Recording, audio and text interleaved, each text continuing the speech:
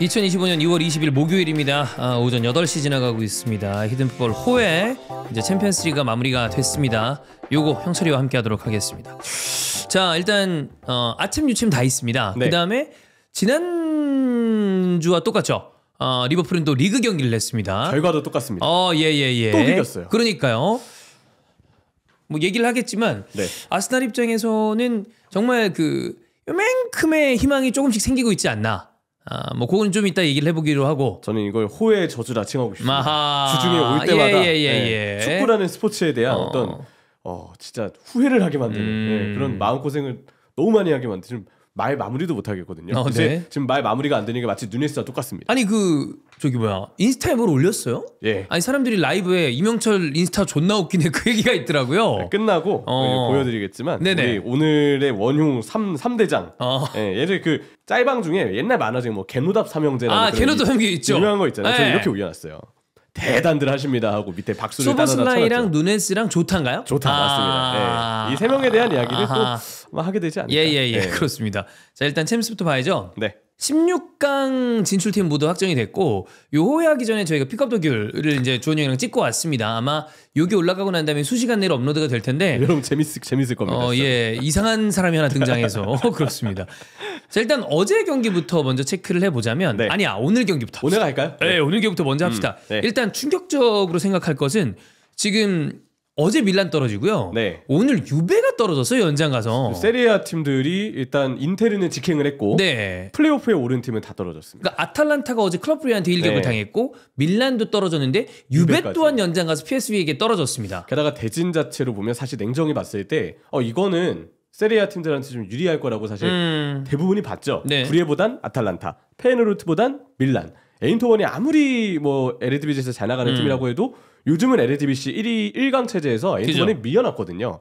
유베가 그래도 잡지 않을까 생각을 했는데 웬걸 좀 반대의 결과가 다 나왔습니다. 사실 지난 시즌 세리아는 굉장히 뭐 좋은 모습들을 보여줬기 때문에 올해는 어떨까? 그래도 문제없이 좀 그래도 뭐 어느 정도의 성적은 내지 않을까라고 생각을 했는데 어찌 보면 뭐 현재 폼 이런 거를 떠나서 구단의 어떤 그 무게감으로 본다면 다 어찌 보면 약간 정배에 가까운 픽들이었거든요. 그렇죠. 네. 대진 자체가 그래서 좀 유리해 보이는 게 사실이었으니까. 근데 참 이게 얄궂게도 16강 플레이오프에서 떨어지면요. 그냥 단도직입적으로 16강 진출 실패예요. 네. 사실상 옛날과 비교하면 그냥 조별리그 탈락이요. 같은 결과가 되는 근데 거죠. 심지어 이제 유로파로 내려가는 것도 없기 때문에 없죠. 그냥 네. 끝나버린 거예요. 그래서 이게 참 경기는 경기대로 더 많이 치러야 되고 네. 막상 목표로 하는 16강 진출은 달성하지 못하고 그죠. 결국 나중에 시즌 자체를 이렇게 쭉 뭐 UEFA의 역대 대회 성적 이런 걸 봤을 때 굴욕적인 결과로 남을 거라서 상당히 안타까운 성적을 뭐 세리아 팀들 이 세 팀이 일단 받아들였습니다. 네, 그러니까 아까 라이브 때 어떤 그 유베 팬분의 채팅이 기억이 나는데 인텔을 잡으면 뭐하냐 이렇게 연장까지 가가지고 챔스 떨어지면 뭔 이게 소용이 있냐. 물론 리그에서 4위 안에 들어간 다음에 챔피언스리그 티켓을 따는 것도 유벤투스에게는 굉장히 중요하지만 이렇게 토너먼트에 올라가지 못한다 그러면 좀 화가 나죠. 짜증이 나고. 그렇죠. 네. 특히나 밀란 같은 경우에는 테오 퇴장까지 겹쳤습니다. 그게 사실 큰 원흉이었어요. 네. 테오가 저는 이 경기 쭉 봤는데 밀란이 그래도 1차전보다는 좀 낫다고 보거든요. 이게 밀란이 잘했다라기보단 페노르트가 1차전보다는 확실히 좀 부진했어요. 네네네네. 홈이 아니었으니까. 근데 이게 테오가 모든 거 다 걷어찬 뭐 그런 경기가 되지 않았나. 자, 어쨌든 그래서 조금 전에 말씀드렸던 아탈란타, 네. 그다음에 밀란, 그리고 유벤투스의 탈락은 SL에서 찬호 형한테 조금 얘기를 한다면 이거는 좀 뭐 UEFA 개수도 그렇고 세리아 클럽들이 올해 어떤 부분에 좀 문제가 있었는지 물론 인테르는 직행을 했기 때문에 큰 문제는 없습니다만 그런 얘기를 좀 들어보는 시간도 가져보면 좋지 않을까라고 생각이 듭니다. 자, 아까 얘기했던 것처럼 오늘 경기 핵심은 이번 플레이오프 핵심은 사실 이 경기였습니다. 네. 레알 대 맨시티였고요. 스코어 3대1, 합계 스코어는 6대3. 마지막에 니코가 득점을 했습니다만 아마 경기를 주로 보신 분들은 그냥 3대0 느낌의 압도적인 레알 마드리드의 경기였고 특히나 음바페 해트트릭은 이 선수에 대해서 의심을 품었던 사람들에게 야 잠깐 그런 거야 정도를 알려주는 그런 경기가 아니었나 싶습니다. 축구 선수를 평가할 때 정말 중요하게 바라봐야 될 지표 중 하나가 결국은 중요 경기 때 활약을 얼마나 하느냐인 것 같아요. 그렇죠. 클러치죠. 아무리 평소에 골을 꾸준하게 잘 넣고 스탯 자체가 높게 찍힌다고 해도 중요 경기 때 침묵해버리면 언젠가는 팬들의 그 임팩트에서 안 좋은 평가를 받을 수밖에 없거든요. 비교적 최근의 공격수들 중에 그런 평가가 약간 따라붙는 선수가 해리 케인이죠. 그렇죠. 중요한 때 좀 못하는 거 아니야? 이런 얘기가 물론 대단한 공격수입니다만 얘기가 있습니다. 그래서 대단한 공격수는 사실은 변함이 없지만 네. 여기서 더 플러스가 붙기에는 결국 그치.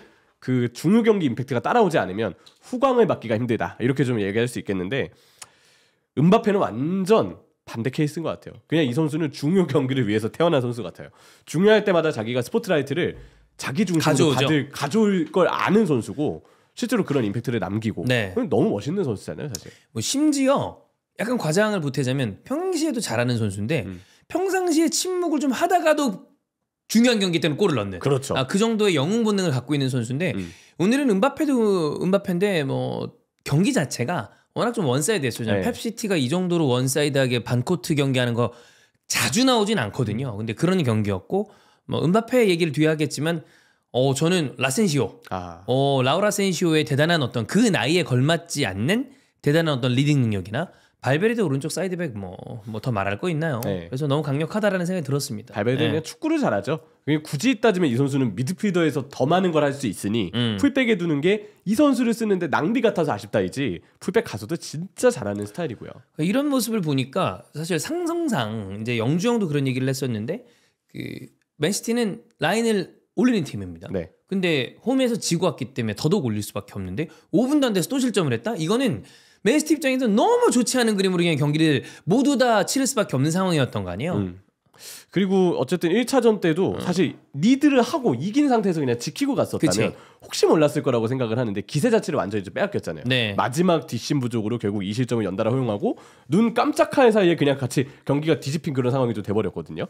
시티 입장에서는 분명 거기서도 약간 팀 기세가 떨어진 부분이 있을 거고 2차전 원정 게다가 시작부터 음바페에게 위기를 내주고 믿었던 후뱅 디아스의 부상 믿었던 후뱅 디아스의 실점 빌미가 됐던 음바페를 놓쳤던 상황, 존 스톤스의 부상 이런 것들 악재까지 참 시즌 전체로 봐도 너무 불운한 요소들이 겹친다와 동시에 제가 올 시즌 맨시티를 보면 가장 큰 약점으로 꼽고 싶은 게 전환이에요. 리그 때도 그렇고 챔피언스 리그 때도 그렇고 다른 때랑 비교했을 때 전환이 가장 많이 느려졌고 로드리가 있었어도 이런 전환 문제가 과연 없었을까?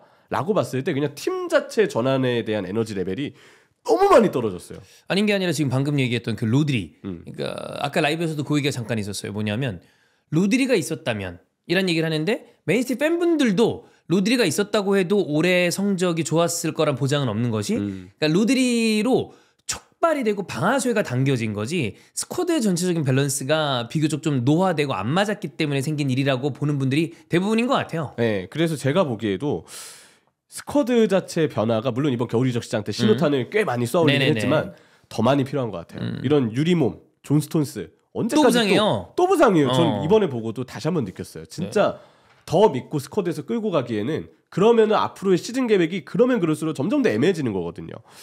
위기감을 다시 한번 좀 느끼게 만든 그런 소식이 아니었나 그런 생각이 좀 들었습니다. 펩은 커리어상 처음으로 챔스 16강 진출에 실패를 했다니까 펩 입장에서도 맨시티 입장에서도 팬들 입장에서도 좀 데미지가 큰 시즌인데 올해는 버티는 시즌으로 생각을 좀 해야 되지 않나. 그렇죠. 네, 그렇게 생각을 해야 될 것 같아요. 어쨌든 펩 가르디올라도 이번 시즌 중에 이제 재계약을 발표를 했고 일단 이제 계약 자체의 기간이 좀 늘어났는데 펩도 이야기를 했지만 그 기간이 아마 리빌딩의 기간이 되지 않을까. 근데 그 리빌딩된 스쿼드를 가지고 펩이 한 번 더 한 획을 긋느냐 아니면 그 스쿼드를 다른 감독에게 물려줄지 뭐 이거는 지켜봐야 될 일이긴 하겠죠. 그렇습니다. 자, 뭐 어쨌든 이 레알 마드리드는 압도적인 모습을 보여주면서 올라갔는데 글쎄요, 아까 그 생각이 들었습니다. 레알이 맨시티를 잡고 올라갔는데 이 정도 경기력과 이 정도 공격력이라면 올해도 챔피언스리그 우승은 또다시 레알 마드리드가 아닌가라는 생각이 드는 게 바이에른 뮌헨은 이전 같지는 않습니다. 힘들어하죠. 뭐 좀 이따 얘기하겠지만 사실 아슬아슬했어요. 떨어질 뻔했어. 그리고 김민재 선수의 실수도 있었고 맨시티 떨어졌습니다. 리버풀은 봐야죠. 봐야 하는데 조금 시즌 초중반보다는 약간 힘이 떨어진 느낌이 있어요. 제가 느끼기에도 그래요. 이번에 주말에 맨시티랑 리버풀이랑 하거든요. 네네네. 기세는 올 시즌 리버풀이 맨시티보다 좋았던 게 사실이지만 리버풀도 지금 많이 떨어져 있어서 혹시 모르겠다는 느낌이 드는 게 또 이번 주말에 있어요. 그죠? 맨시티 리버풀 경기죠. 그럼 이제 라리가 팀 두 팀을 봐야 되는데 아틀레티코 마드리드는 이제 챔피언스리그 예를 들어 그 전에 만날 가능성이 충분히 더 강한 아마 토너먼트상 무조건 만나야 될 것 같은데 챔스에서는 두 팀이 만나면 이제 아틀레티코 마드리드와 시메오네가 항상 좀 그 고배를 마셨죠. 그렇죠. 그리고 반대쪽에 바르셀로나, 당연히 바르셀로나가 올해 엘 클라시코에서는 좋은 모습을 보여주고 있지만 챔피언스리그에서는 뭔가 레알 마드리드의 어떤 후광이 좀 세기 때문에 야, 얘네 또 이게 16번째 우승을 하는 게 아닌가라는 생각도 좀 들어요. 결국은 비니시우스, 음바페, 호드리고 이 현대 축구가 지금 전환에 대해서 정말 많이 중요성을 강조하고 있잖아요. 전술 자체도 항상 선수들에게 많이 뛸 것을 지시하고 빠른 속도를 가질 것을 지시하고. 근데 레알 마드리드는 발베르데라는 선수가 중원에서 차지해주는 그 전환에서의 기동력도 아주 크지만 좋죠. 속도라는 키워드는 무조건 비니시우스, 음바페, 호드리고가 다른 팀에게 한 명도 없을 듯한 그런 멤버들이 무려 3명이나 지금 그죠. 있는 셈이거든요. 여기에 벨링엄도 당연히 빼놓을 수 없는 너무나도 대단한 또 선수 중 한 명이고 이번에 보면서 다시 느꼈어요. 올 시즌도 우승 후보다. 레알 마드리드가 이건 너무 당연한 기록이지만 28시즌 연속으로 16강 진출을 했거든요. 여기에 이제 음바페까지 품었기 때문에 보다 더 토너먼트 라운드가 거듭되면 거듭될수록 레알이 참 잘하지 않을까라는 그런 기분 좋은 예감을 좀 합니다. 아까 이제 모드리치가 나오더라고요. 모드리치가 저랑 친구입니다. 동갑이에요. 소띠예요. 호날두, 모드리치, 맞아요. 중일이요. 근데 호날두는 빠른이야. 빠른이구나. 빠른이에요. 그래서 좀 호날두는 뭐 형이라고 치고 모드런니가 이제 저랑 동갑인데 생일도 비슷해. 모드리치가 9월이에요. 제가 10월이니까 비스무리합니다. 근데 이 선수가 토트넘에서 이제 레알로 온 지 13년 차가 돼가더라고요. 그렇죠. 근데 챔스가 6개예요. 그러면 언뜻 생각했을 때 우리가 지금 그때쯤 오면 한 10년 조금 넘는 시간 동안에 챔피언스 리그를 6번 땄다라고 하면 아니 2년에 한 번 딴 거거든. 리그도 2년에 한 번씩 따기 힘들어요. 그러니까 이 팀은 챔피언스 리그를 위한 팀이며 챔피언스 리그 자체라고 볼 수 있기 때문에 올해도 또 따는 거 아닌가 그런 생각이 좀 듭니다. 자, 그러면 이제 바이에른 뮌헨 얘기를 좀 해봐야 됩니다. 스코어는 1대1이었습니다. 어제 새벽 경기였고 합계 3대2로 잡아서 올라갔어요, 셀틱을. 근데 위험했어요. 굉장히 위험했죠. 폰지의 이제 극장골로 올라가긴 했습니다만 아슬아슬했습니다. 사실 이제 1, 2차전 전체를 보면요. 1차전은 또 형들도 입증하셨지만 내용이 조금 이제 부실했고 굳이 따지면 좀 지루했어요. 왜냐면 셀틱이 2차전은 1차전보다 조금 더 압박하려는 모습을 보이긴 했지만 결국은 셀틱의 체급상 어쩔 수 없이 아래로 밀려나서 수비하는 상황이 많아지더라고요. 근데 올 시즌 뮌헨이 리그에서도 그런 미치 수비를 펼치는 팀을 참 많이 만났는데 셀틱을 상대로도 또 같은 국면이 나왔고 리그 때보다 이번 챔스 1, 2차전 때 조금 더 뮌헨의 공격력이 무뎠던 부분이 좀 많았다고 생각을 해요. 그리고 레버쿠젠전도 그랬고 이번 셀틱과의 1, 2차전도 그랬지만 연거푸 있는 주중주말 일정 탓인지 왠지 선수들 몸이 더 무거워 보이는 느낌도 들었고 이번 경기에서는 또 전반전에 뛴 케인이 종아리 쪽에 혈전이 발견됐다는 이유로 큰 부상은 아니라고 하지만 갑작스럽게 교체 아웃이 되고 그나브리는 여전히 홈런을 치고 있고 야구 선수인 줄 알았습니다. 진짜 너무 심각해요. 앤드 유니콘스인데. 그러니까요. 뭐 여러 가지 이런 문제들이 참 많았던 이번 뮌헨의 공격인데 결국 영웅이 된 건 올 시즌 중 이제 재계약을 발표하고 올 시즌은 그래도 알폰소 데이비스가 폼이 좀 괜찮아요. 그래서 알폰소 데이비스가 극장골을 넣어주면서 뮌헨은 영웅이 됐고 팬들에게도 이쁨을 받을 수 있는 그런 또 좋은 소식을 전해줬죠. 전체적인 분위기로 봤을 때 뎁스도 아주 두텁다고 보기 힘들죠. 퀄리티도 좀 아쉬운 가운데 부상자도 많고 그리고 특히나 바이언 팬들이 이제 아쉬워하는 이선 자원들의 퀄리티. 무시알라를 제외한 그 윙포워드들의 올리세가 초반에 좀 좋긴 했지만 뭐 지금은 그 정도는 아니고 나머지 셋은 말하지 않겠습니다. 그 코사. 그렇다 보니까 밀집 수비를 뚫어내기도 어려워하고 뭐 그런 모습이 있었고 뭐 그것도 그건데 실점하는 장면에서 어쨌든 그 김민재 선수의 미스가 있었어요. 사실 김민재 선수가 그 장면은 조금 그 경기 중에 건드렸던 발이 아닌 반대발을 좀 뻗어서 차라리 조금 더 빠르게 볼을 처리하는 쪽을 생각했다면 어땠을까라는 생각이 들었는데 볼을 건드리긴 했거든요. 근데 그 상황에서 태클을 판단하게 되면 볼을 건드리고 말고를 떠나서 자칫 한 번에 볼이 자기 쪽으로 소유가 전환되지 않을 때 가져와지지 않을 때 태클을 하면 몸이 기울어지잖아요. 넘어지잖아요. 다시 일어나는 상황까지 시간이 소요되기 때문에 어떻게 보면 그런 얘기 많이 하죠. 태클은 최후의 선택지여야 된다. 왜냐하면 자기가 태클을 하고 그 뒤에 회복되는 다시 원래의 어떤 플레이로 돌아오는 시간이 소요가 되기 때문에 위급한 상황에서는 태클에 대한 판단을 좀 신중히 해야 된다. 뭐 그러다 보니까 뭐 이번 장면이 그 정도는 아니었지만 우리가 감스트 태클이라는 얘기를 제가 중계했습니다. 저 눈앞에서 봤어요. 감스트가 지나가는 걸 손을 이렇게 들면서. 그 유명한 감스트 그 직관자. 제가 중계했었으니까 봤는데 그러니까 이제 또 뭐 우리가 이제 이름 부리기 애매해진 선수 하나 있잖아요. 월드컵 때 장현수. 장현수. 그러니까 이런 태클 때문에도 그때 많은 전문가들이 얘기했던 게 방금 형철이가 했었던 것처럼 태클은 가장 마지막 수단이다. 이렇게 하면 리커버리가 힘들기 때문에 쫓아가는 게 다시. 그렇죠. 근데 결과적으로는 이 태클의 선택이 좀 아쉽게 됐죠. 그래서 태클 시에 뻗었던 발의 방향도 좀 네. 아쉬웠고 태클의 판단 자체가 제일 아쉬운 게 컸었고 그러면서 결국은 실점이 이어진 거기 때문에 이게 잘 보면 그 이전에 볼이 흐른 게 마에다하고 스타니시치하고 맞아요. 경합을 할 때 거기서 팀볼이라 이게 처음에는 스타니시치 패스미스인 줄 알았거든요. 근데 보니까 그건 아닌 것 같더라고요. 네. 근데 그 상황에 대해서 어쨌든 김민재가 충분히 위치나 속도를 봤을 때 충분히 막을 수 있는 상황이었다. 그래서 이번 실점에 대해서는 당연히 아쉬움이 좀 짙게 남는 네. 그러한 또 실수가 범해지고 말았죠. 이게 좀 그 직전 레버쿠젠이랑 맞대결에서 무승부 때는 우파메카노와 김민재의 이른바 차력쇼라고 해도 네. 뭐 틀림이 없을 정도로 대단히 캐리를 냈었는데 챔스에서는 우파도 약간 좀 불안불안한 느낌이 있고 이번 경기 때 우파메카노도 그 레버쿠젠전 네. 같은 경우는 실수가 좀 있었어요. 그래서 뭔가 챔스에서 아슬아슬한 느낌이 더 많이 들어요. 바이언 자체도 그런데 수비 라인은 특히. 그래서 그런 부분이 좀 아쉽지 않나. 일단 제가 딱 봤을 때 느끼는 건 팀 완성도가 우리가 아는 바이에른 뮌헨의 그 눈높이 있잖아요. 바이에른 뮌헨은 이 정도는 해야지. 네네네네. 근데 거기에 지금 못 미치는 그죠? 시즌이에요. 이선의 결정력, 공격력 이런 문제도 굉장히 크고 해리케인도 분명 다른 시즌과 다르게 요즘에 골을 좀 넣어주고 있기는 하지만 분명 플레이에 미치는 영향력이나 실제로 이 선수가 갖고 있는 그 케인만의 득점력이 조금 떨어진 시즌이라고 저는 느끼거든요.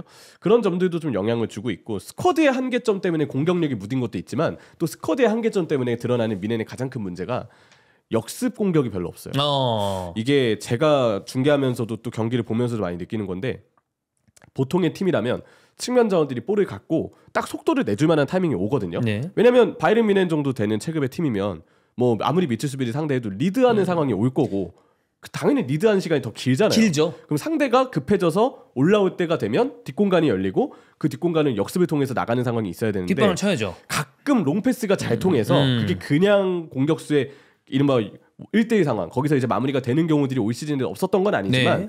흔히들 이야기하는 잘 짜여진 정말 빠른 템포에 정신없을 정도의 빠른 템포의 그런 역습으로 만들어지는 카운터 공격이 별로 없어요.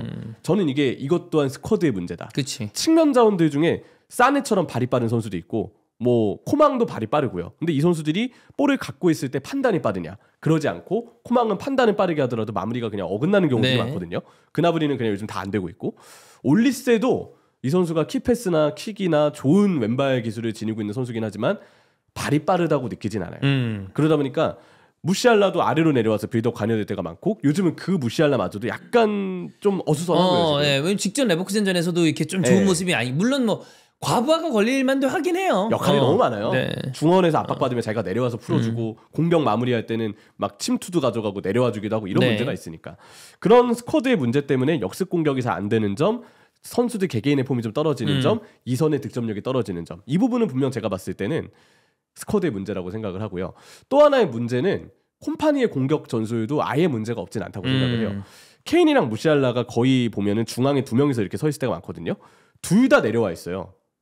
둘 다 내려와 있는 게 중요해요. 한 명만 내려오고 한 명은 침투하면서 계속 번갈아 가면서 이렇게 상대 수비와 미드필더에게 혼란을 주는 움직임이 필요한데 가끔 보면 둘 다 내려와 있고 그러다 보니까 그 발생되는 뒷공간을 윈포드들이 침투를 해야 되는데 그 침투하는 윈포드가 그나브리이거나 사네이거나 코망이거나 그럼 득점을 기대할 수 있습니다. 답답하다. 힘들고 답답하잖아요. 그런 상황들이 너무 많아요. 선수 개개인의 체급이 분데스리가에서는 굉장히 우수한 팀이기 때문에 네. 체급으로 찍어 누르는 게 가능하지만 챔피언스 리그는 모든 리그가 저는 리그보다 챔피언스 리그가 더 까다로울 수밖에 어렵죠. 없다고 생각하거든요. 맞아. 자주 만나는 팀이 네. 아니잖아요. 다른 문화권의 다른 스타일을 가지고 있는 팀을 만나니까 더 고도의 전술이 필요하고 더 뭔가 짜임새 있는 그런 공격들, 팀 완성도가 필요한데 제가 봤을 때는 챔피언스 리그에서 그런 부분들이 전술적인 문제점 또 스쿼드의 문제점 다 같이 드러나면서 아무래도 우리가 보기에는 더 미넨의 아주 좀 짜임새 있지 않은 아쉬운 그런 경기력으로 챔스에서 이어지지 않나 그런 생각을 좀 많이 합니다. 뭐 일단은 올라가긴 했는데 바이에른 뮌헨도 그 대진상 이따 픽업 더규를 저희도 뭐 예상을 올리겠지만 쉽지가 않거든요. 네. 레알 마드리드, 아틀레티코 마드리드, 바이언, 레버쿠젠 여기가 섞여서 만나요. 그렇죠. 그래서 골치 아픈 상황이 나올 수가 있습니다. 만약에 여기 대진이 레알 마드리드의 레버쿠젠이 나오면 지금 알론소 감독이 사실 이 그죠. 레알 마드리드와 굉장히 많이 우리가 이어지고 계속 있죠. 네, 어떻게 될지는 모르지만 네. 혹시 알론소의 전술이라면, 왜냐면 레알 마드리드 팬분들도 알론소에 대해서 워낙 감정도 좋고 네.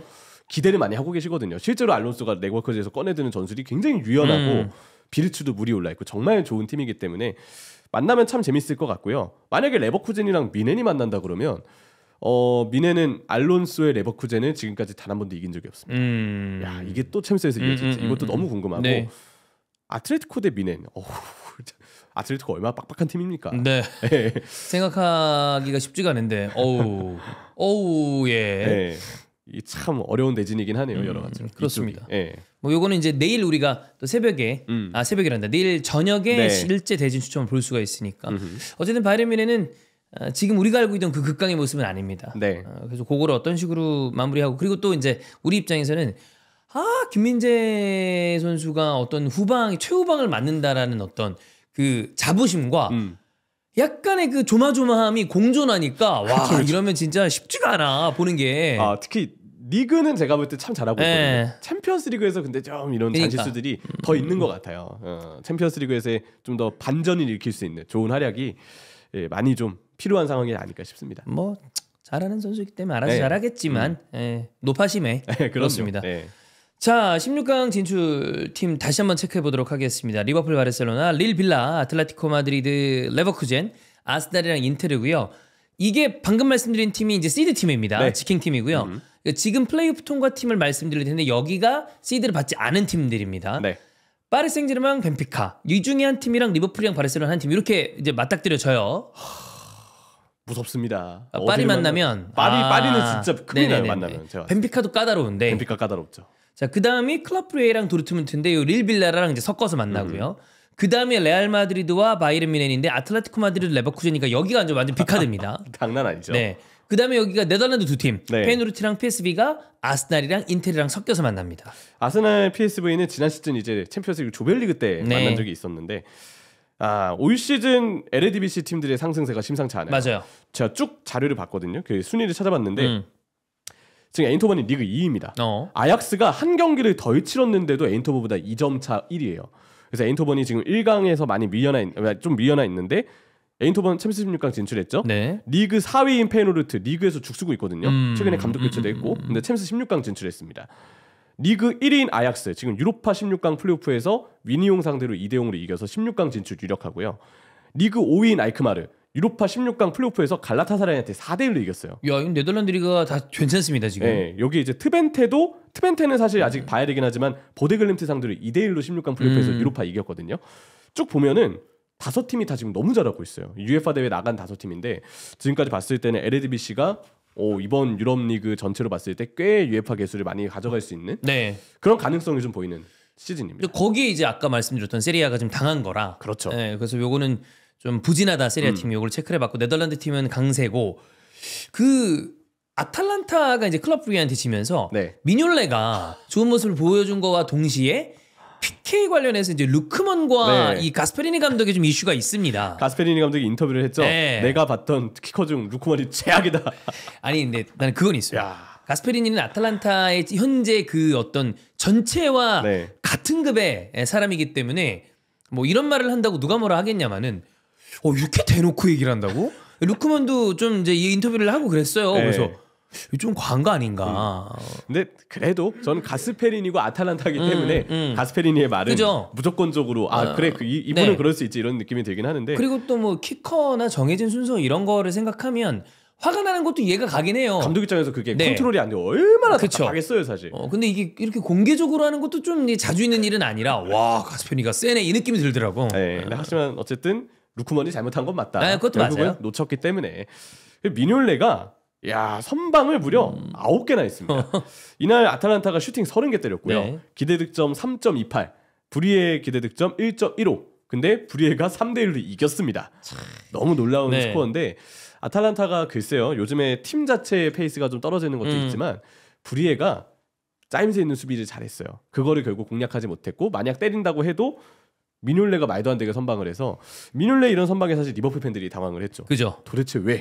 왜 저래? 근데 놀랍게도 미뇰레가 브리에 가서 계속 이런 잘하고 있죠. 웬만한 시즌은 다 이렇게 잘하고 있어요. 저도 가끔 근황 궁금해서 찾아보면은 야 잘한다 이런 느낌이 많이 들 때가 많아서 우리 용래 형님이 미뉴올레가 브리에를 구하고 16강에 올려놨습니다 팀을. 고국이 잘 맞나 봐. 그런 거 같아. 뭐 그런 경우 있을 수 있으니까. 미뉴올레 카리우스 주전 경제가 그 시절이 진짜 아직도 엊그제 같은데 네. 참 웅장했던 시기였거든요. 자, 그 다음이 파리 생제르맹인데 무난하게 브레스토아를 상대로 이제 합계 10대 0이니까 그냥 네. 압도를 한 거죠. 근데 파리가 분위기가 좋아요. 덴벨레 좋고 흐비차 잘해주고 있고. 요즘에 일단 공식전 성적을 보면요. 13경기 12승 1무입니다. 무패 기간은 이거보다 더 길어요. 그래서 진짜 파리가 지금 기세가 워낙에 좋고 지난 호회 때 다뤘지만 우스망 덴벨레가 요즘에 이 가짜 9번 자리에서도 새롭게 또 재능을 발견해서 슈팅 0점도 잘 맞고 굉장히 잘했거든요. 그래서 이제 라이브에 올라오더라고. 덴벨레 요즘 개 잘하네. 바르셀로나 갈 듯 이런 거. 놀랍게도 오늘 브레스토아 상대로 7대 0으로 이겼거든요. 근데 그 경기에서는 덴벨레 스탯은 없었어요. 네. 그럼에도 불구하고 7대 0이 나왔는데 최근에 이제 파리 경기를 보면 팬분들도 그런 이야기 많이 하시죠. 엔리케 큰 그림이 이제 좀 통하는 것 같다. 지금 사실 대부분의 팀들이 이제 에너지 레벨이 떨어져서 굉장히 고생을 많이 하고 있습니다. 맞아요. 근데 파리만큼은 확실히 쌩쌩하게 뛰고 있어요. 오늘도 이강인 선수도 기점되는 패스를 많이 뿌려주고 전체적으로 팀 선수들이 기동력에서 상대를 많이 앞서는 모습이었는데 오히려 이제 다른 경쟁팀들이 기동력이 점점 떨어지고 있는 것과 비교하면 파리는 좀 다르죠. 엔리케 그 로테이션 큰 그림이 이제 이렇게 도움을 주는 건가? 이런 생각을 할 수도 있고 저도 그게 좀 맞는 것 같긴 해요. 로테는 원래 라파였는데 베니테즈가 미친 듯한 로테를 돌렸잖아요. 근데 그렇죠. 엔리케도 어떤 그 의지를 받아서. 네. 근데 이게 뭐 결국에는 버티는 기간 이후에 어느 순간에는 그 체력적인 우위를 가져갈 수도 있기 때문에 뭐 지금 와서는 좀 잘 먹힐 만한 순간이 온 게 아닌가. 네. 그래서 리버풀은 오히려 그 에너지 레벨이 좀 떨어지고 있는 최근이라고 생각을 하는데 그래서 만약에 파리를 만나면 벤피카도 물론 무서운 팀이지만 그보다 상대적으로 더 파리가 어려운 팀인 건 맞거든요. 상당히 까다로울 것 같다. 부디 파리만은 피해다오. 네. 뭐 이런 마음을 좀 기다리고 있습니다. 그렇습니다. 자, 어제는 이렇게 챔피언스리그는 모두 다 마무리가 리그 페이지가 다 마무리가 됐기 때문에 이제 토너먼트 레벨로 들어가는데 말씀드렸던 것처럼 픽업 더 귤 오늘 올라가고요. 내일 대진 추첨이 있으니까 그거 보시면 될 것 같습니다. 자, 그다음에 이제 형철이가 분노했었던 올게 왔네요 이제. 네. 소보슬라이, 조타 그리고 다윈 누네스. 네. 이제 누네즈는 저는 사실 탐나는 자원 중에 하나예요. 탐나시나요? 네, 이적률 한 200억 정도. 200억이면 저는 괜찮다고 봅니다. 저는 무조건 팝니다. 200억에? 네, 얼마여도 팔 것 같아요. 리얼? 오늘 제 기분으로 그렇습니다. 전 200억이면 사면 개땡큐입니다. 저는 그냥 무조건 팔고 싶어요. 그러니까 저는 그 용도로 사신다는 줄 알았어요. 마스코트로. 그 구너사우루스였나요? 예, 공룡처럼. 그 친구도 아주 귀엽지만, 네. 그 찬우 형님도 이야기하셨지만. 안필드 가면은 누네스가 현지 팬들한테 진짜 인기가 많아. 형님도 가셨잖아요. 장난 아니야. 엄청 누네스 리오노예요. 네, 저는 그렇게 느꼈어요. 보통 이렇게 마스코트에게 팬들이 어린 특히 아이 팬분들이 특히 많이 환호를 하거든요. 예. 그래서 사실 누네스가 좀 마스코트적인 매력이 있어요. 무게 중심 보면은 이거 풍선 인형처럼 이렇게 휘청휘청거리기도 하고. 근데 그 풍선 인형처럼 이제 뭐 키도 크고 뭐 팔다리도 기니까. 인기도 많고 마스코트로 쓴다면 전 더없이 환영이죠 사실. 스코어가 2대2인데 저도 이제 힐끔힐끔 봤어요. 왜냐하면 레알 마드리드 맨시티 경기가 좀 일찍 경기가 끝난 느낌이 들기 때문에 옆에 켜놓고 슬쩍슬쩍 봤는데 빌라 입장에서는 이거 승점 3점짜리인데라고 할 수 있을 만큼의 상황들도 있었습니다. 그렇죠. 네. 왜냐하면 빌라 또 사실 리버풀의 에너지가 떨어져서 충분히 아스톤 빌라가 공략할 수 있는 포인트들이 많았어요. 특히 마지막에 그 종료 직전에 도니 말런이 그거 들어갔으면 그 에버튼전에 이어서 또 한 번 리버풀은 라스트 미닛 골을 실점하는 거였고 골대 옆으로 살짝 지나갔어요. 거의 들어간 상황이었거든요. 그리고 사실 이번에 오프사이드로 취소된 골이 빌라가 2개가 있었어요. 하나는 이제 레시포드가 아주 잘 관여가 됐던 장면이었고 하나는 이제 그 모건 노저스. 기동력이 좋더라고요. 마지막까지 열심히 뛰고 옵사이드로 2개 다 취소가 됐는데 유력한 기회가 빌라도 리버풀도 많았어요. 근데 빌라도 스스로 봤을 때 이길 만한 경기였는데는 아쉬움이 있었겠지만 리버풀도 리버풀대로 돌아봤을 때 분명 이길 수 있는 경기였는데 그런 아쉬움이 좀 들 만한 서로가 전술적으로는 상당히 준비를 두 감독 다 잘해봤던 경기라고 생각을 하거든요. 근데 두 팀 다 몇 가지의 불운함 때문에 결국 경기를 이기지 못했다. 그렇게 표현하는 게 일단 맞는 것 같습니다. 아까 얘기했던 3명 선수 얘기 좀 해주세요. 소보슬라이부터 해볼까요? 네, 일단 범인 찾기를 먼저 해야 되겠죠. 예. 저만의 속어법으로 한 명 이렇게 좀 소거를 해보겠습니다. 자, 일단 선발로 뛴 조타를 먼저 보겠습니다. 예, 원톱 공격수였죠. 네. 무슨 장면이 있었냐? 일단 그 1대0을 리버풀이 만듭니다. 예, 1대0을 만들고 조타가 순식간에 또 분위기를 타가지고 에밀리아노 마르티네스와의 1대1 찬스를 왼쪽 대각선 방향에서 만들었어요. 야, 이거 흐름 타면 조타가 그거 넣었으면 바로 2대0. 빌라파크 원정에서 리버풀이 두 골차 리드는 굉장히 크죠. 그죠. 근데 조타가 가마차기를 시도하려고 하는데 갑자기 그게 발끝에 맞았는지 감기지도 않고 그게 그냥 직선으로 쭉 뻗어가서 예. 빌라파크 이제 우익수 뒤로 쭉 넘어가는.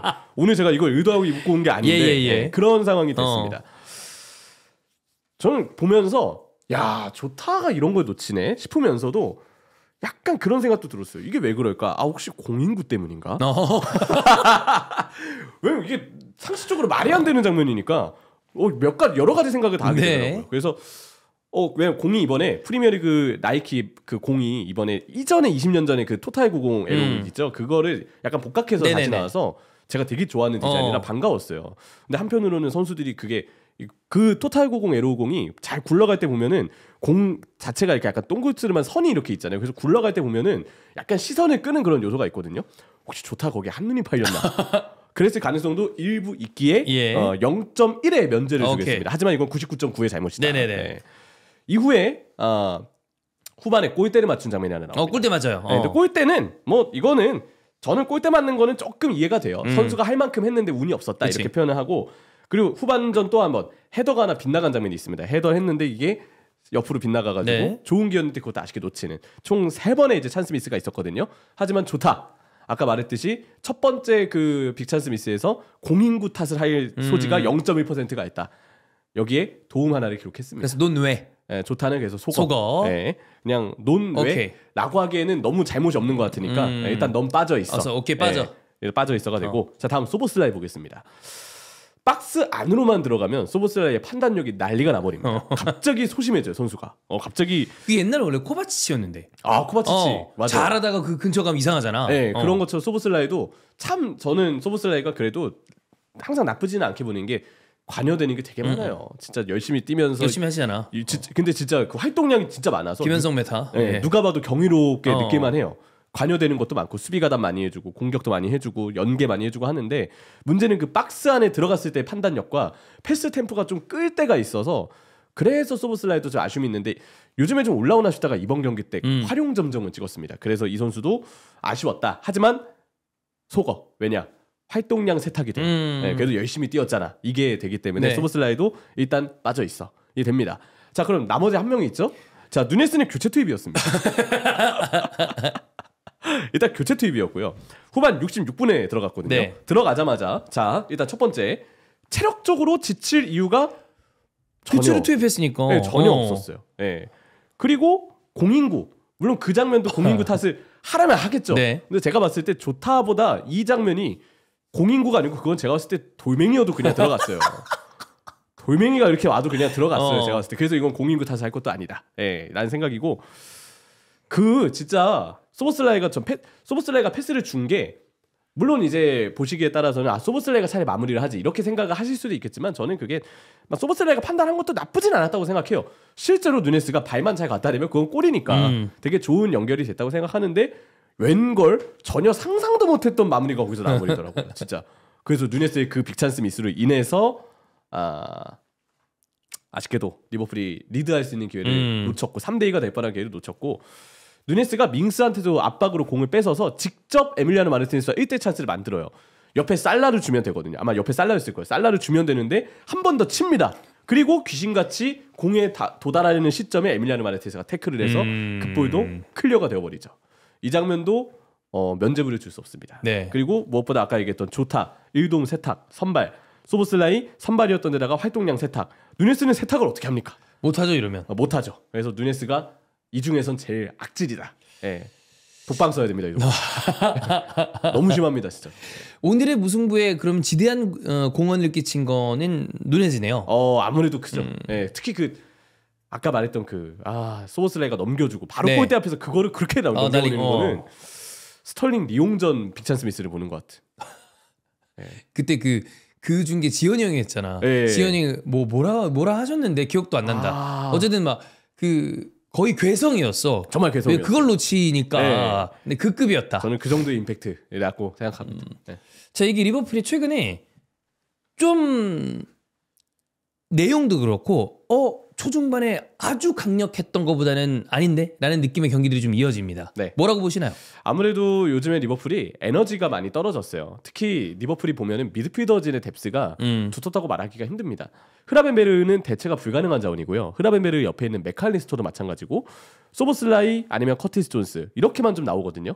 엘리엇 지금 선수 구실 잘 못하고 있고 이외의 자원들이 사실 미드필더에 뭔가 경쟁을 해주기에는 뎁스도 얇고 너무 어리기도 하고 사실상 유의미한 경쟁자들이 아니에요. 뎁스를 채워줄 만한 선수가 아니기 때문에 사실상 지금 주전으로 뛰고 있는 흐라벤베르의 역할은 특히 대체가 불가능하다. 그죠? 맥칼리스터도 마찬가지거든요. 근데 그 둘이 지쳤어요. 맥칼리스터는 사실 전반기 때도 코파를 마지막까지 하고 온 여파 때문인지 지난 시즌보다는 약간 폼이 들쭉날쭉해 보였거든요. 근데 그럼에도 리버풀이 버틸 수 있었던 건 무적에 가까웠던 흐라벤베르의 폼 때문이었죠. 이 선수가 뭘 잘못 먹었나? 왜 이렇게 수비 가담을 열심히 하지? 볼음반도 잘하고 탈압박도 잘 되고 잘 버티고 말도 안 되는 플레이를 보여줬잖아요. 근데 그거에 너무 많이 의존했던 거예요. 결국은 시간이 지나니까 흐라벤베르도 지치고 요즘에 리버풀이 미드필더 쪽에서의 어떤 수비 커버나 1차 저지나 아니면 미드필더를 거쳐가는 플레이들이 빈도를 보면 좀 많이 떨어지고 있다고 생각을 해요. 오늘만 해도 흐라벤베르 쪽에서 잘 버텨지지 못했고 압박을 잘 견디지 못했거든요. 이거는 흐라벤베르도 많이 지쳤구나. 그걸 많이 느낄 수밖에 없는 포인트였고 전체적인 미드필더 영향력이 줄어든 거죠. 실점 장면 보면 미드필더들이 뛰질 못합니다. 이게 콕 집어 이야기하면 미드필더 쪽에서 왜 이렇게 수비 위치를 잘못 잡냐라고 얘기할 수 있겠지만 제가 볼 때 지친 거예요. 지쳤다. 네, 이런 떨어진 에너지로 결국 주말에 맨시티를 상대해야 되는 상황이고요. 혹시 보시면서 왜 빌라전은 근데 리버풀만의 주중의 경기예요? 하실 수도 있잖아요. 일단 에버튼전은 수년 경기여서 미뤄지다가 지난주 주중에 잡혔고요. 이번 빌라전은 리버풀이 카라바오 결승에 가면서 일정이 바뀌죠. 그 주말에 해야 되는 경기가 땡겨져서 이번 주중에 잡힌 겁니다. 근데 문제는 리버풀은 16강 직행팀인데 사실상 16강 플레이오프를 한 것과 다름없는 일정이 되어버렸어요. 일정만 놓고 봤을 때. 지난주도 이번 주도 주중 경기를 했으니까. 그리고 그러면서 팀의 에너지는 지금 떨어져 있고 바닥을 향해 가고 있습니다. 제가 봤을 때는 상당히 어려운 위기에 지금 좀 봉착하지 않았나 그런 생각이 일단 좀 드는 것 같아요. 그러면 에티하드 원정에서 이긴 게 2015년 이후에 없다면서요? 네, 맞아요. 리그는 그렇고 리그에서 챔피언스 리그는 이제 포함을 하면 2018년 그때 2017-18 시즌 그때 리버풀이 맨시티를 챔피언스 리그에서 1, 2차전 다 이긴 게 있었는데 그때가 마지막이고요. 이 횟수로 보면은 7년이 거의 다 되어가죠. 그럼 맨시티 원정 리그 이거 어떻게 봅니까? 지금 사실 근데 이거는 뭐 맨시티전도 그렇고 전체적으로 선두 경쟁의 팀들을 다 묶어서 한번 얘기하고 싶은데 일단 맨시티 지금 한치 앞을 예상하기 힘들죠. 그죠? 그래도 레알전이 어떻게 보면 좀 마음 아픈 맨시티에게 마음 아픈 일이겠지만 일찍 결판이 나면서 리버풀전을 위한 체력 안배를 전 조금 더 펩도 일찍 판단을 했다고 생각을 해요. 그 경기에서. 근데 이 맨시티도 서두에 말씀드렸던 전환 과정의 문제점 그리고 올 시즌 뭔가 계속 드러나고 있는 수비 불안 그죠. 갑작스러운 부상자의 발생으로 인해서 뭔가 확신하기 힘든 팀 분위기 이런 것들이 지금 맨시티에게 애로사항이고요. 게다가 지금 약간 선두 경쟁에서 조금 밀려나 있는 게 사실이죠. 근데 리버풀도 떨어져 있는 에너지 레벨. 그치. 또 하나 얘기하고 싶은 게 에너지가 떨어지면서 자꾸 먹히지 않아야 될 타이밍에 실점을 하거든요. 그러니까 리버풀이 골을 넣어 살라의 약간 차력소로 어떻게 골을 넣어도 결과가 막 무승부가 되어 있는 때가 많아요. 그럴 때 사실 승부를 결정지어주는 요소가 세트피스입니다. 네. 근데 리버풀이 올 시즌 세트피스가요. 눈에 띄게 득점이 떨어지고 있어요. 그래요? 아스날은 세트피스 득점이 좋잖아요. 네. 리버풀은 반대입니다. 세트피스 득점이 생각보다 잘 안 나와요. 오히려 코너킥 기회를 되게 많이 얻는데도 불구하고 그 기회를 좀 허망하게 날리는 경우들이 많거든요. 제대로 안 나오는구나. 그럴 때 한두 골이 들어가야 2대2가 되는 경기도 3대2가 되고 4대2가 되고 하면서 이길 수가 있는데 그쵸. 세트피스 때 골이 안 나옵니다. 웃기게도 클럽 때는 사실 세트피스 골이 좀 잘 나오는 편이었는데 이상하게 감독이 바뀌면서 코칭 스태프가 바뀌면서 지금은 약간 세트피스가 좀 부진한 상황이 됐어요. 이런 점이 조금 좀 의아한데 그게 제가 봤을 때는 앞으로 리버풀의 이 향후 일정에 있어서 맨시티전도 그렇겠지만 상당한 애로사항이 될 것 같아요. 그래. 팀이 흐름이 안 좋을 때 세트피스 한두 방으로 분위기 바꾸는 거 있지. 분위기 바꾸고 꾸역승을 해야 되잖아요. 근데 그런 요소가 리버풀에게 지금 없어요. 그게 제가 봤을 때는 꽤 발목을 잡을 만한 요소가 될 수 있다고 생각을 하고 그럼 에티하드 원정을 조금 쉽지 않을 수 있다고 보는군요. 왜냐하면 무승도 길었기 때문에 쉽지 않다고 예상을 한다. 무슨 일이든 일어날 수 있다고 예상을 하는 게 맞을 거라고 보고요. 선두 경쟁 팀들이 사실 전혀 예상이 안 돼요. 아스날도 지금 부상자 많고 최전방이 특히 애로사항이 많고 미켈 메리노 카드가 레스터전에 통했지만 모르지. 이게 또 장기적으로 맞아. 언제 어떻게 될지는 전혀 모르는 모르는 상황. 거야. 그건 모르는 거고 노팅엄도 이제 전반기 때보다는 확실히 후반기 때 역습에 대한 그 패턴이 조금 상대에게 이제 더 도전을 받으면서 조금 기복이 생긴 부분도 있고 다 지금 선두 경쟁팀들이 저마다의 애로사항이 다 있거든요. 진짜 예상하기가 힘듭니다. 만약에 이제 아스날 입장에서는 무승부, 승점 드롭. 그다음에 맨시티전이니까 뭐 지는 것까지는 아니어도 비기면 또 드롭. 그렇게 했을 때 과연 가능성 생기나라고 하지만 아스날 팬들 알죠. 그때 아스날도 미끄러지겠지. 왜냐면 이제 라운드로 봤을 때 다음 라운드 아스날이 웨스트햄이고 네. 그다음에가 노팅엄 원정으로 알아요. 노팅엄 원정이 좀 나름의 고비다. 아무래도 쉽지 않죠. 그리고 또 두 팀과는 남은 안필드 경기가 있습니다. 맞습니다. 그때는 또 이제 아스날이 쉽지 않기 때문에 여전히 리버풀 유리하긴 하나 신락 같은 희망이 조금씩 있긴 하다. 리버풀도 항상 이 무렵에 이제 좀 부진하다가 네. 마지막 뒷심부족이 리버풀도 사실 많았거든요. 시즌으로 보면 예전에 떨어지는 경우들이 있어서 한 끗 차로 준우승을 하거나 이런 경우들도 많았고 뒤집힌 경우도 있고 했으니까 서로가 각자의 팀을 믿지 못하는 이유가 있기 때문에 네. 참 맨시티가 껴있었던 그간의 선두 경쟁과는 너무나도 다른 판도로 올 시즌은 진행이 되고 있는 것 같고요. 또 이게 오늘 경기에 대한 리뷰니까 브래들리가 얼마 안 뛰고 갑자기 또 다쳤습니다. 부상인 것 같던데. 햄스트링을 잡고 근육 쪽인 것 같아요. 자기가 스스로 올라왔는데 네. 이러면은 또 한동안 오른쪽 풀백을 이제 알렉산더만 믿고 가야 그치. 되거든요. 물론 오늘은 좀 아놀드의 모습이 보였어요. 좋은 또 동점골을 넣어줬으니까. 근데 알렉산더만으로 또 풀백을 이 빡빡한 일정 속에 운용을 해야 된다. 와, 빡세다. 이것도 굉장히 빡센 요소라고 네. 좀 생각하고 있습니다. 그렇습니다. 자, 이렇게 빌라 리버풀 리그 경기까지 봤고, 네. 뒤에 이제 붙이는 얘기가 ACL입니다. 네. 근데 ACL이 일단 K리그 팀들이 ACL에서 지금 굉장히 부진합니다. 광주만 올라갔죠. 예. 네. 근데 그거에 대한 이야기는 아마 K에서도 한번 다룰 수 있지 않을까라는 생각인데, 그거랑 별개로 좀 이슈가 있었어요. 대형 이슈였죠. 산둥 타이산이 본인들이 이제 경기를 포기하면서 네. 포항이 잠깐 하는 순간이 생겼었어요. 그렇죠. 하지만 상황은 아쉽게도 좀 안 좋은 결말로 정리가 네. 됐는데요. 어떤 일이 있었는지를 쭉 설명드리는 게 좋을 것 같습니다. 예. 일단 어제 저녁에 영상 업로드된 기준으로도 어제 저녁이에요. 어제 저녁에 울산과 이제 산둥 타이샨이 마지막 챔피언스리그 리그 페이지 경기를 치르려고 했습니다.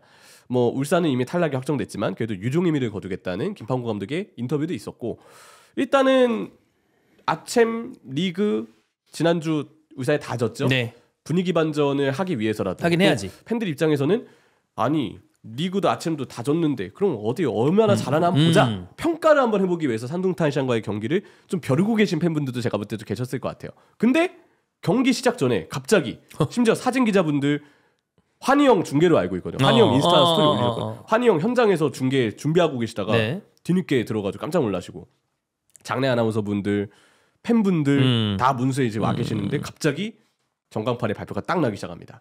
산둥 타이샨 측에서 경기 불참 포기를 선언했다. 그래서 오늘 경기는 진행되지 않는다. 그래서 이제 그 구단에서도 팬분들 티켓도 환불해주고 이런 일들이 있었는데 자 보면요. 지난주 아주 대형 이슈였죠. 광주와 이제 산둥 타이샨이 경기를 치렀는데 그때 산둥 타이샨 팬들이 원정에 와 있는 광주 팬들을 바라보면서 전두환 사진 올렸어요. 사실 이 우리 역사를 봤을 때 광주에서의 그 일들을 생각해 보면 전두환과의 그 말도 안 되는 말도 안 되는 그 아픔과 상처 아닙니까? 네, 이거를 들었다는 건 도대체 어디서 뭘 보고 했는지 모르겠는데 강력하게 규탄해야 됩니다. 그냥 정말 인간의 도리를 못한 행동이죠 이거는. 진짜 하고 싶은 그 딱 비유가 있거든요 그쪽에. 근데 하지 않겠습니다 일단. 근데 그거 하면 걔네 어떡하려고. 그 짓을 한 거야. 정말 말도 안 되는 일이에요. 네. 저도 더 큰 표현을 하지 않겠지만 어떤 느낌인지 다들 알죠. 그러니까. 이건 이 소식만으로 분노 안 할 사람이 당연히 없겠어요. 그렇죠. 너무 화가 나는 일이잖아요. 말 같지도 않은 짓을 하고 있어. 봐도 이건 사람 된 도리로 살 짓이 아니죠. 근데 이번에 그런 일이 일단 있었어요. 그리고 이번에 울산과의 경기를 약 2시간 앞두고 경기 포기를 선언했습니다. 구단의 공식 입장은 선수단 건강 문제다라고 이야기를 했는데 AFC가 산둥 타이샨에게 한번 만류를 했대요.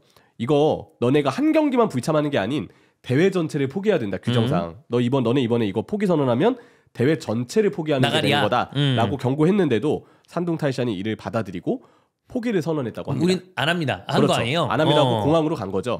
근데 선수단 건강 문제라고 하기에는 물론 경기 직전에는 선수들에 대한 목격담이 별로 없긴 했는데 울산 팬분들 사이에서 울산은 사실 삼산이 진짜 번화가거든요. 산둥 타이션 선수들 삼산에서 이제 밥 먹는 거 봤다. 어디 카페에서 또 바코는 또 울산 출신이니까 어디를 가야 되는지 알잖아요. 어디 카페에 가면 누가 있고 이거 다 아니까 어디에서 누구 봤다는 분들이 팬분들 사이에서도 목격담이 되게 많았어요. 근데 과연 이들이 불과 하루 이틀 사이에 건강 문제가 그것도 일부도 아니고 다수에게 그럴 가능성이 있을까라는 게 의문이기도 하고 또 하나는 진짜 건강 문제면 뭔가라도 지금 뭔가 얘기가 나오지 않았을까요? 뭐 나왔죠. 뭐 단체 식중독이면 그런 이야기가 나오기라도 했을 텐데 구체적으로 어디에 건강 문제가 있는 건지 어떤 문제인지 하나도 지금 나오는 게 없어요. 아마 이거는 영상 업로드된 시점 때도 안 나와 있을 것 같아요. 왜냐하면 아닐 거거든. 그렇죠. 네. 그러면 다른 이유를 찾아봐야 되거든요. 건강은 아닐 거다. 그럼 다른 문제 봐야 되는데 아까 얘기했던 그 광주전에서 몰상식한 말도 안 되는 행동 이걸 얘기 드린 이유가 있습니다. 혹시 그걸로 인한 거기서 파생된 일로 인한 정치적 원인이지 않겠느냐라는 추측이 지금 좀 있는 편이에요. 뭐 이 오피셜은 아닌데 추측이죠. 그런 거 아니냐라는 얘기가 나오는 거 정도로 생각해 주시면 될 것 같아요. 네, 이게 뭐 아무래도 광주는 당연히 이거 항의해야죠. 구단 차원에서. 당연하죠. 당연히 해야죠. 너무 기분 나쁜 일 아닙니까? 네. 그래서 연맹을 통해서 AFC에 광주 FC가 공식 항의 서한을 제출했다고 하는데요. 경기장 내 정치적 메시지 및 도발 행위 금지 위반에 대한 강력한 징계를 촉구하는 내용. 이 내용으로 이제 공식 항의를 했다고 합니다. 네. 이로 인해서 혹시 양 국가 간 정치적으로 엮이는 상황이 나오는 걸 산둥 타이션 구단이 꺼려했거나 혹시 더 큰 문제로 번질 수 있는 상황을 염려해서 산둥 타이션이 물러선 것이 아닐까 이런 추측을 지금 시점에서는 좀 해볼 수가 있죠. 네. 뭐 어쨌든 이거 말하기도 싫은데 아까도 얘기했지만 진짜 똑같은 짓을 하면 우리도 똑같은 사람이 되는 거니까 안 할 뿐이지 이따위 짓 하면 안 됩니다. 뭐한 짓이야 이게. 네. 말도 안 되는 일이죠. 진짜. 아니 그러니까 다른 걸로 도발하고 이러는 거야. 축구에서 일어날 수 있다고 생각하는데 뭐 이따 이런 행위를 합니까? 거듭 이야기하지만 이거 역사를 알면 사람 말도 안 되는 짓이죠. 하면 안 된다. 다시금 그런 얘기 좀 하고 싶네요. 어쨌든 그냥 건강상의 문제로 보여지진 않는다. 네. 그래서 이거는 뭐 후속 기사가 어떻게 나올지 모르겠지만 좀 웃기다. 이 정도로 보면 될 것 같고 근데 어쨌든 그러다 보니까 이 그림이 묘하게 됐어요. 네. 순위가 요걸 이제 체크해 주시면 됩니다. 일단 원래는 그래서 혹시 포항에 올라가지 않을까? 네. 왜냐하면 산둥 타이션이 이제 탈락을 하잖아요. 나가리예요. 그러면 이제 원래 탈락된 팀들 중 차순위 팀이 포항이었기 때문에 그쵸? 혹시 그 티켓이 포항으로 가지 않을까라고 생각을 한 타이밍이 잠깐 있었죠. 잠깐. 네. 근데 그에 앞서서 먼저 말씀드려야 될 게 이것도 이번 주에 있었던 일이니까 포항이 조르 원정에서 2대5로 패했습니다. 그렇습니다. 경기 내용적으로 보면 윤평국 골키퍼도 실수가 좀 있었고 미스가 좀 컸죠. 네, 그 전경기는 황인재 골키퍼도 미스가 있었고 수비진도 실수가 있었고 후방이 엉망진창이어서 최근 경기들 포항의 실점이 너무 많거든요. 팬분들이 정말 올 시즌에 대한 우려를 할 수밖에 없는 결과가 나왔어요. 박태하 감독을 두고 이거 테나우 감독 엔딩 되는 거 아니냐. 테나우도 이제 FA컵 우승 그 다음 시즌 너무 아쉽다가 이제 결국은 시즌 중에 안 좋은 운명 결과가 나왔는데 혹시 박태하 감독도 지금 출발이 너무 안 좋으니까 우려하는 분들이 많이 생긴 거죠. 그 부분이 좀 걱정이고 근데 이 결과로 인해서 포항은 일단 A시의 탈락이 확정이 된 상태였습니다. 맞아요. 그런데 다음날 산둥 타이션이 경기 포기를 선언하면서 변수가 발생한 거죠. 일단 경기 포기 선언 직후에는 혹시 순위 차순위 팀에게 기회가 주어지는 게 아닐까라는 이야기가 생기면서 요코하마가 이기게 되면 그런 결과가 실제로 나왔거든요. 네. 그래서 요코하마가 이길 시 포항에 올라가지 않을까. 근데 실제로 요코하마가 우리 참 K리그와 연이 깊은 아마노준이 대활약을 해서 요코하마가 이겼습니다. 그래서 포항에 진출 가능성이 있을지에 대한 AFC의 공식 발표를 팬분들이 기다리고 있었는데요. 근데 이제 AFC의 규정집을 보면 이런 내용이 나와 있어요. 대회 진행 중 특정 팀이 경기 포기를 할 시, 그러니까 기권을 할 시 그 팀의 대회 모든 경기 결과가 삭제되는 것으로 처리된다. 이 말인즉슨 포항이 산둥 타이션을 이겼던 경기 결과도 또 캔슬이 되는 거지. 무효가 되는 거죠. 네. 옳고 그름을 떠나서 규정은 일단 이렇습니다. 그러니까 그 규정이 옳고 그른지를 얘기하는 게 아니라 규정 자체가 이렇다. 이게 대회 전에 적혀있던 규정이 이렇게 적혀 있었고 그래서 AFC는 규정을 적용한 것 같아요. 산둥 타이션의 모든 경기가 무효 처리가 됐고요. 그로 인해서 상하이 하이강 왜냐하면 리그 페이지에서 같은 리그 나라 팀끼리 안 만나잖아요.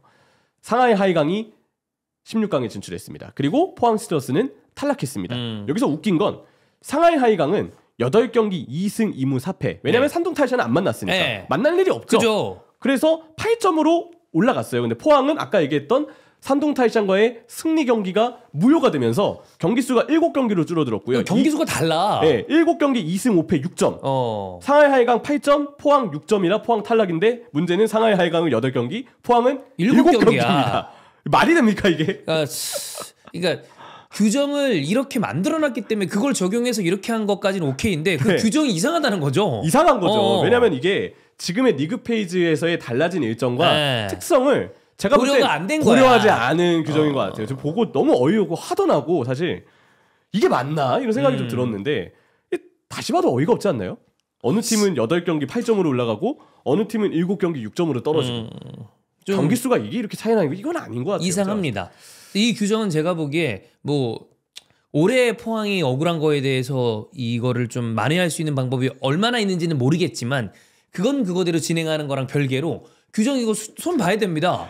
이런 체제로 할 거라면 이런 문제가 생길 수 있다는 가능성이 그러니까 우리가 갑자기 대회를 포기하는 팀이 나올 거라고 누가 생각을 하긴 했겠어. 예. 근데 이런 일이 나왔잖아. 그러면 손 봐놔야죠. 당연히 봐야죠. 이건 제가 봤을 때 좀 뭔가 합리적인 경쟁에 걸맞는 규정은 아닌 것 같아요. 왜냐하면 이런 피해자가 피해팀이 생길 수 있으니까. 이게 만약에 뭐 정말 각자가 응원하는 팀에 이런 일이 휘말려 본다고 생각해 보세요.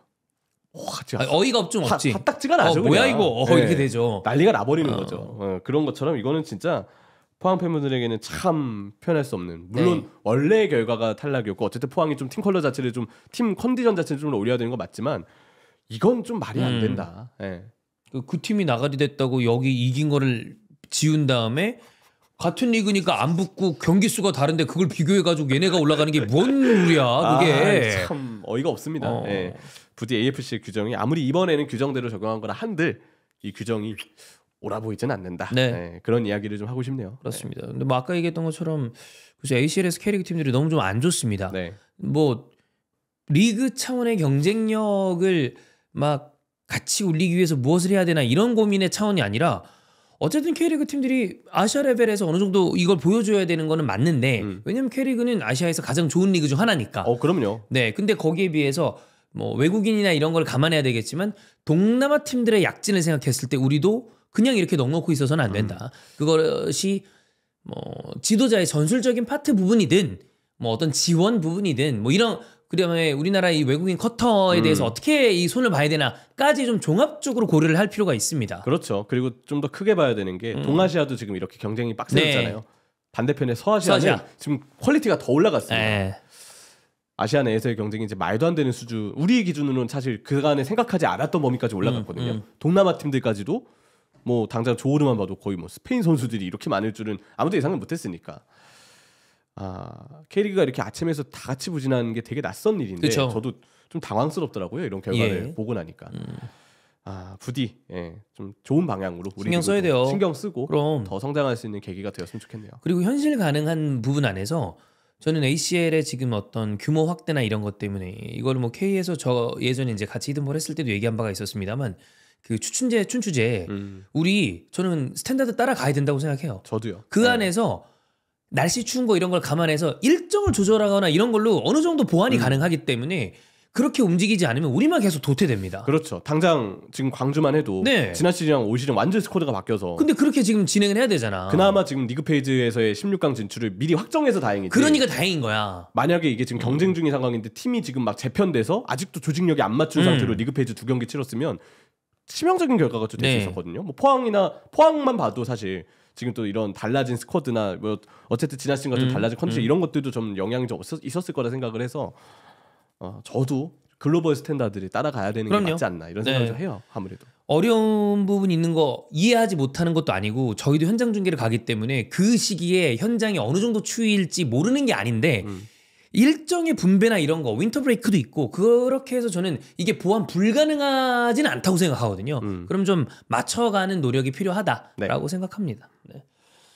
자, 이렇게 히든볼 호에 이렇게 마무리를 해보고 다음 주에도 주중 리그가 있어요. 다음 주에 있죠. 토트넘 맨시티도 있었던 걸로 기억하고 과연 다음 주 주중 호의 이 저주에 리버풀이 어떻게 지나갈 수 있을지까지 한번 다음 주에 체크해 보도록 하겠습니다. 자, 그러면 저희는 다음 히든볼로 돌아오도록 하겠습니다. 여러분. 고맙습니다. 감사합니다.